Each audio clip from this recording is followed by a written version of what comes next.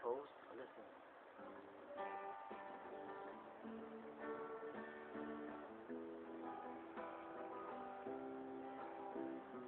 Sinong may sabing ang higang ugali ay puno ng rosas at malambot na kutsyon?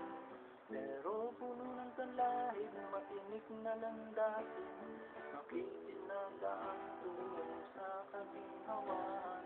O, minahon ka lang at tungo sa tamang hakbang. Kung ikaw ay syota ng isang politiko, puno ng pangako, galante't magnisiko, lahat ng kayamanan ay ari-ay mapapasayo. Tahimik ka na lang ba, parang tusa dyan? Sabi ko, hey Bonnie, don't do that, come here.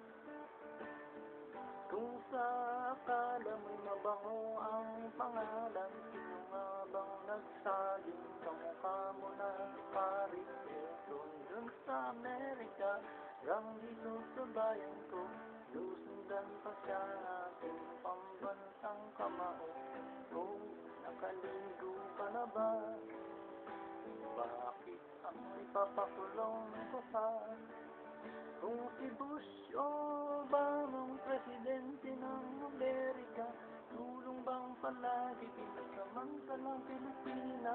Kumakapit sa pasalin, mga hostes at baging, ako po ng bayan, yun ang gatas at pukuyutan. O, nakatulog ka na ba? Bakit dilat pa ang iyong mata? Ganyan. Isang gabing malakas ang ulam, mga tinaliang styro at botelya, at isubing lightsaber o sabalina. Mga rubber boats tila nawawala, wala bang hangin o wala bang gasolina, pati barangay captain namin nawawala. Maaaring sa isang boteng alak nalulog na siya. Sino nga hanapin, si Iron Man ba o si Aquaman o marahil si Mondan at Ventus ay may kasagutan.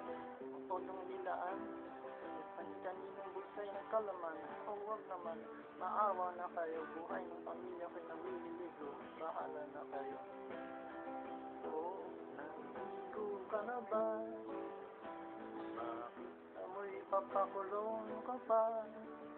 Kung ikaw ay syota ng isang politiko, unang pangako, galante't magnisiko, lahat ng kayamanan ari-ari ay mapapasayo.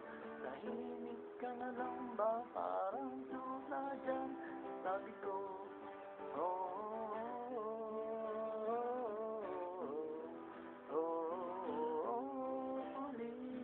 politiko.